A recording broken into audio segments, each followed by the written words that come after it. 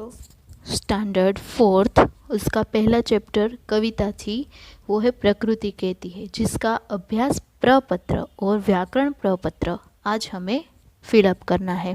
तो यहाँ पे पहला है, दिए गए काव्यांश के आधार पर सही विकल्प के सामने राइट का निशान लगाओ। यहाँ पे काव्य पंक्तियाँ दी गई है, उनमें से आपको क्वेश्चन आंसर्स ढूंढ के लिखने हैं। तो यहाँ पे पहले हम पंक्तियाँ पढ़ते हैं। फूलों से नित हंसना सीखो, भौरों से नित गाना, फल से लदी डालियों से नित सीखो शीश झुकाना। दीपक से सीखो तुम जितना हो सके अंधेरा हरना, पृथ्वी से सीखो तुम प्राणी की सच्ची सेवा करना। तो पहला प्रश्न क्या था, फूलों से क्या सीखने के लिए कहा गया है? खिलना, हंसना, साथ रहना या मुस्कुराना। तो यहाँ पे देखना है, फूलों से नित हंसना, तो यहाँ पे राइट निशानी करनी है। दूसरा, भौरों से क्या सीखने के लिए कहा गया है? गाना, खाना, खेलना और घूमना। भौरों से नित गाना, तो यहाँ पे राइट करना है। तीसरा है, फल से लदी डालियों से क्या सीखने के लिए कहा गया है?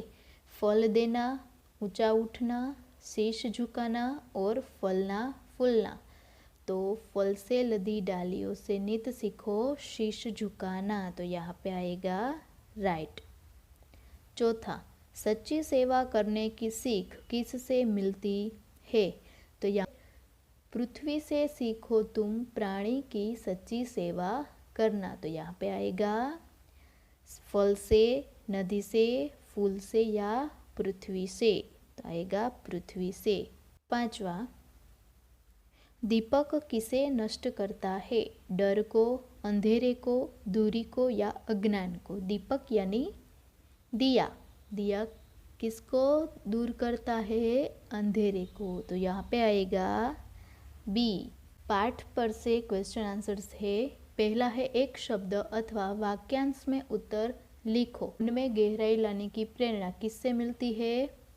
सागर से। तो हमें यहाँ पे लिखना है सागर से। एक शब्द या फिर वाक्यांश में लिखना है, तो एक शब्द में लिखा। गंगे किसमें उठ रही है? सागर में।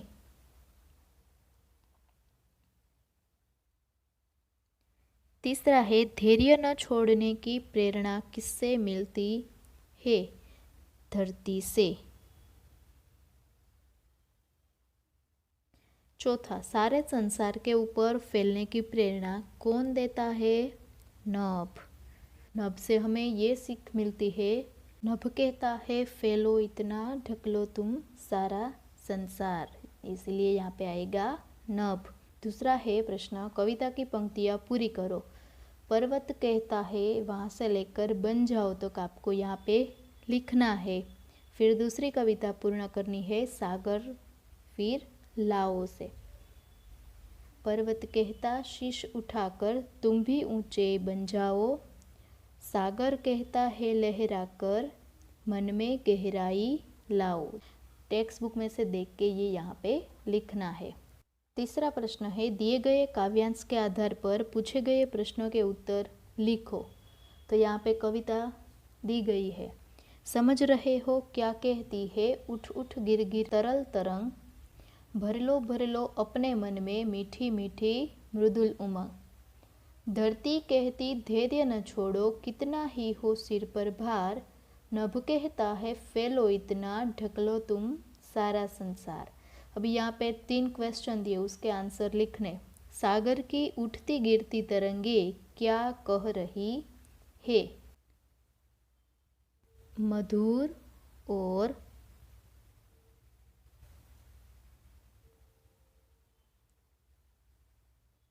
कोमल उमंगे भरने को।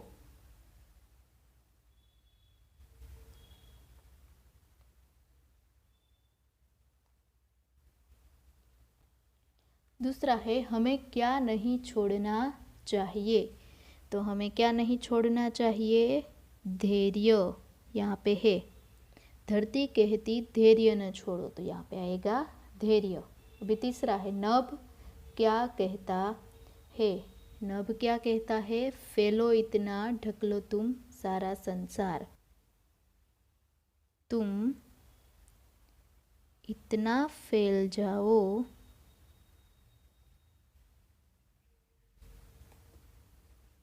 जिससे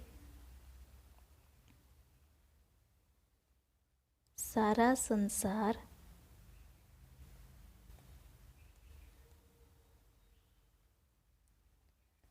ढक जाए। तो ये जो सभी आंसर है वो आपको फिलअप करने हैं। अब यहाँ पे व्याकरण प्रपत्र है, उसमें पहला प्रश्न है दिए गए शब्दों को वर्णमाला के क्रमानुसार लिखो। तो यहाँ पे है उमंग, इतना, अपना, ऊंचा, आभार, ऋषि, औजार, ईश, एक, एरावत और ओस। तो जो स्वर है उनमें से क्रमानुसार जो पहले आएगा वो आपको लिखना है। तो पहले अ वाला है यहाँ पे अ, तो वो आएगा पहला। फिर है आ, आभार। फिर है ई, छोटा वाला ई, इतना। फिर आएगा बड़ा वाला ई, ईश। फिर ऊ, उमंग, ऊ बड़ा वाला, ऊंचा। फिर आएगा रू, ए। उसके बाद एरावत, ए ओ। और लास्ट में आएगा ओ, 11। दूसरा है प्रत्येक पंक्ति में जो शब्द समान अर्थ वाला नहीं है उस पर गोला लगाओ। जो शब्द समान नहीं है उसके ऊपर आपको सर्कल करना है। तो पहला है पर्वत, पत्थर, गिरी और पहाड़। तो गिरी और पहाड़ और पर्वत वो तीन समान है, ये नहीं है। फिर है विश्व, जगत, संसार और घर। जलधि, नदी, सागर, समुद्र, तो ये सभी समान अर्थ है, इसका नहीं है। फिर है गगन, धरती, पृथ्वी, वसुधा, तो यहाँ पे आएगा गगन। फिर है लास्ट नभ, आकाश, आसमान, वसुंधरा, तो उसमें आएगा वसुंधरा।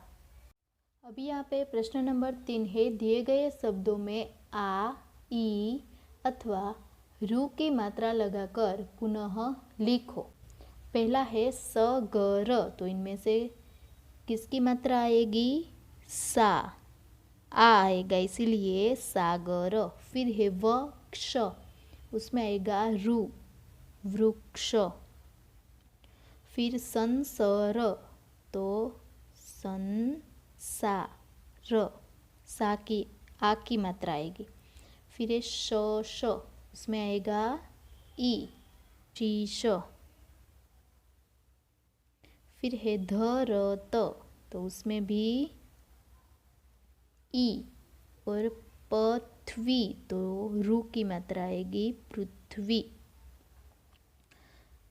क्वेश्चन 4 है समान तुक वाले शब्द लिखो। पहला है धरती, समान तुक होता है परती। आकाश, प्रकाश, योग का रोग।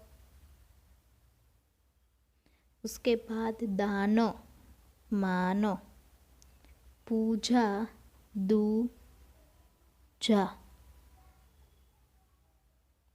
प्रश्न नंबर 5 है दिए गए शब्दों में से पहेलियाँ पूरी करो तथा उनके सही उत्तर चुनकर लिखो।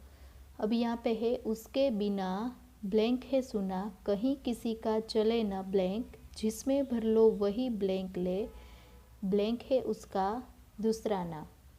तो यहाँ मैं आपको ढूंढकर सभी जो ब्लैंक्स है वो कंप्लीट करना है। तो पहले लिखना है उसके बिना संसार है सुना, कहीं किसी का चले न काम, जिसमें भर लो वही शक्ल ले,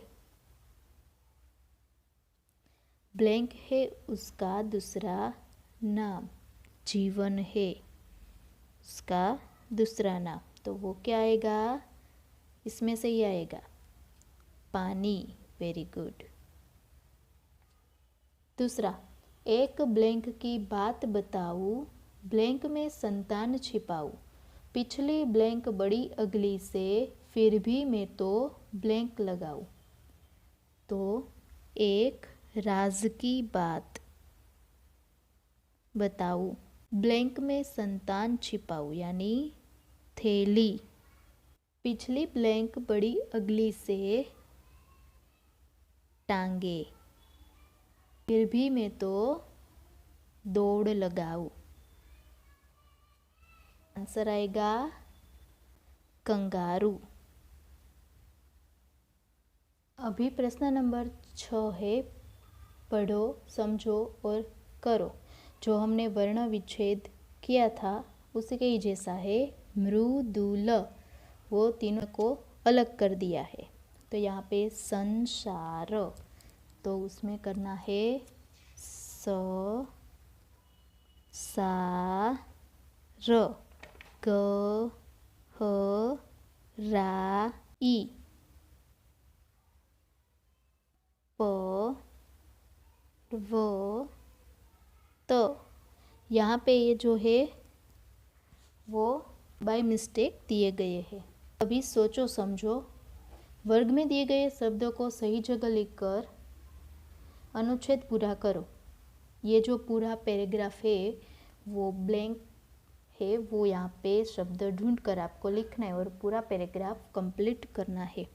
तो पहला है, सूर्य से ही ब्लैंक पर जीवन है, तो सूर्य से ही धरती पर जीवन है। ब्लैंक की गर्मी से ब्लैंक और ब्लैंक का पानी ब्लैंक बनकर ऊपर उठता है, तो क्या आएगा, सूरज की गर्मी से सागर और नदियों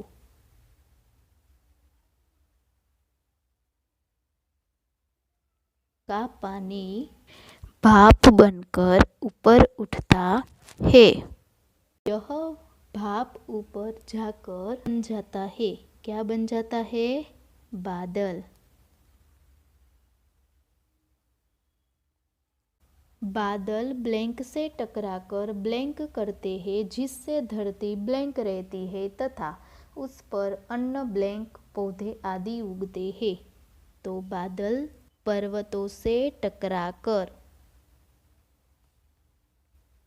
ब्लैंक करते हैं यानी वर्षा करते हैं, जिससे धरती हरी भरी रहती है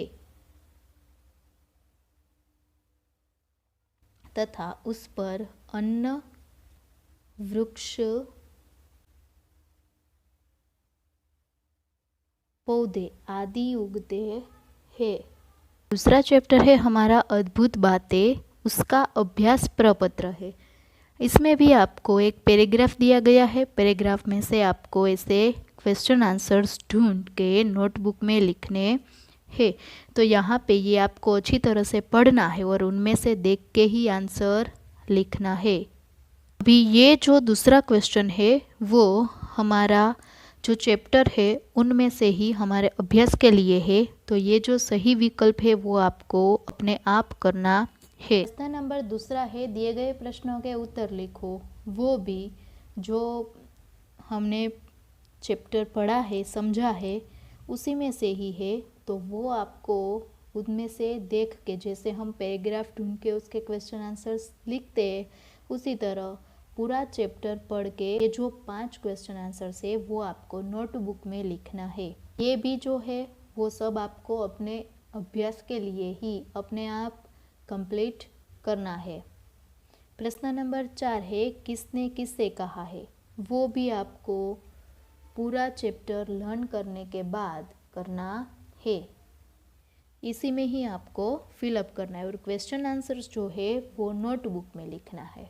अभी दूसरे चैप्टर का ही व्याकरण प्रपत्र है, जिसमें संयुक्त और द्वित्व व्यंजन वाले शब्द अलग करके आपको लिखना है। संयुक्त यानी जिसमें एक ही ऐसा आधा अक्षर आता हो उसे संयुक्त बोलते हैं। और द्वित्व व्यंजन में द्वि यानी दो, ऐसे दो वर्ण है वो है पर एक आधा है, तो ऐसा हमें लिखना है। तो पहला है तथ्य, तो वो किस में आएगा? संयुक्त व्यंजन में। फिर है उल्लास, उसमें तो ये दो है इसीलिए आएगा उल्लास। फिर जन्मदिन, तो उनमें से ये एक ही है इसीलिए वो यहाँ पे आएगा जन्मदिन। फिर है 36, तो एक ही वर्ण है वो दो बार आया है, ये यहाँ पे आएगा 36। एक ही वर्ण एक आधा हो और एक पूरा हो वो द्वित्व व्यंजन, और इनमें क्या आएगा? जो एक ही वर्ण है वो आधा ही है, वो एक ही बार आता है। अभी है विद्यार्थी, तो वो आएगा यहाँ पे। फिर है उन्नति, तो न है वो एक आधा है वो एक पूरा है इसलिए उन्नति। उसके बाद उत्तर, तो वो यहाँ पे आएगा द्वित्व व्यंजन में। फिर है अध्यापिका, अध्यापिका। उसके बाद बच्चे, तो जो आधा और पूरा इसलिए आएगा द्वित्व व्यंजन में। फिर एक कक्षा, तो वो संयुक्त में। उज्ज्वल, तो द्वित्व व्यंजन में। और लास्ट में है जल्दी। तो समझ में आया संयुक्त और द्वित्व व्यंजन वो क्या होता है? संयुक्त यानी जो वर्ण है वो एक ही बार आधा आता है वो, पर द्वित्व व्यंजन में एक ही वर्ण दो बार आता है, एक आधा है और एक पूरा होता है, तो वो द्वित्व व्यंजन में आता है। अभी है संज्ञा के भेद आधार पर सही उदाहरणों पर सर्कल लगाओ और लिखो। तो व्यक्तिवाचक संज्ञा, जातिवाचक संज्ञा और भाववाचक संज्ञा। व्यक्ति यानी कोई भी देश, वस्तु, व्यक्ति, पशु, पक्षी, प्राणी, वो सभी का जो नाम होता है उसे व्यक्तिवाचक कहते हैं। तो यहाँ पे है इंग्लैंड, बंदर, देश, चीन, पुस्तक, अखबार। यहाँ पे व्यक्तिवाचक है वो कौन कौन से है? तो कि एक इंग्लैंड है वो और दूसरा चीन। तो यहाँ पे आपको लिखना है लिए इंग्लैंड, चीन। फिर है जातिवाचक, गंगा, नदी, लाल सागर, छिकना, चतुरता और छात्र। तो उनमें से जाति है वो नदी, वो नदी जाति है इसीलिए आएगा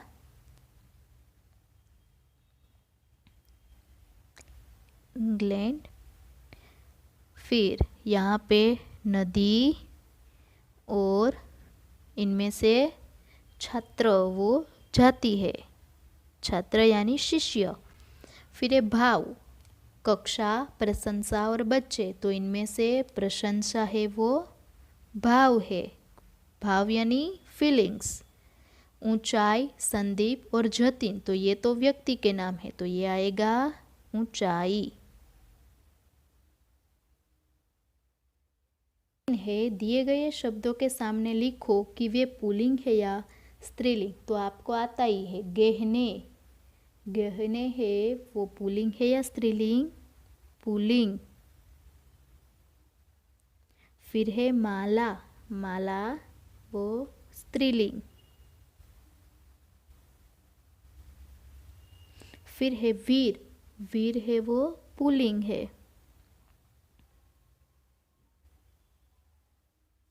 भूमि, भूमि यानी स्त्रीलिंग।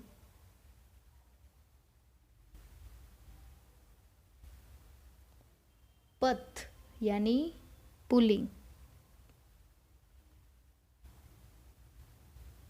और चाह वो आता है स्त्रीलिंग। खाली जगहों में उचित सर्वनाम शब्द भरो। प्रश्न नंबर 4 है सर्वनाम हमें लिखना है, जैसे यह, वह, वे, तुम, आप, ऐसे। तो यहाँ पे है ब्लैंक कहाँ जा रही हो, तो आएगा तुम कहाँ जा रही हो। ख ब्लैंक गांधीनगर में रहता हूँ, ब्लैंक गांधीनगर में रहता हूँ, तो उसमें आएगा मैं। तीसरा कहाँ से आ रहे हैं, तो वहाँ पे आएगा आप। यहाँ पे ना ये मिस्टेक है, क्वेश्चन मार्क्स और यहाँ पे फुल स्टॉप आएगा। ओ की मात्रा लगाकर बहुवचन लिखो। पहला है बच्चा, तो वहाँ पे आएगा बच्चों, तो वो सभी में ऊपर ऐसे डॉट्स करना कंपलसरी है, क्योंकि इन सभी का बहुवचन हम जब करते हैं तब ऊपर डॉट लगाया जाता है। समूह, तो समूहों। तथ्य, तथ्यों। घंटा, घंटों। बंदर, बंदरों। समझ में आया? तो ये जो है वो सभी में ऐसे डॉट करना कंपलसरी है, जिसका बहुवचन हो वो।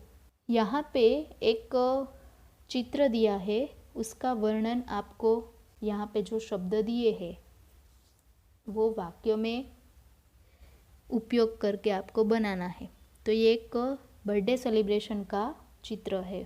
तो यहाँ पे है सौरभ का जन्मदिन, दादा दादी का आशीर्वाद, दोस्तों का आना, सबको दावत देना, उपहार देना और पापा का साइकिल देना। तो वो सब यूज़ करके आपको ऐसे सेंटेंस बनाने हैं। तो पहला बनाना है आज सौरभ का जन्मदिन है। दूसरा क्या है, दोस्तों का आना, तो आप ऐसे लिख सकते हो, उसने अपने सभी दोस्तों को, देखो यहाँ पे दोस्तों, एक दोस्त नहीं, एक से ज़्यादा है, इसीलिए बहुवचन है आप, तो यहाँ पे दोस्तों में डॉट आएगा। दोस्तों को बुलाया। फिर है दोस्त उसके लिए क्या लाए होंगे, उपहार, तो यहाँ पे लिखना है उसके दोस्त उसके लिए उपहार लाए हैं। फिर है दादा दादी का आशीर्वाद, तो यहाँ पे लिखना है दादा दादी ने उसे आशीर्वाद दिया। आगे है उसके पापा उसके लिए साइकिल लाए, सबने उपहार दिया, माँ ने सबको दावत खिलाई। तो ये जो सभी वाक्य है वो आपको यहाँ से देख के लिखना है।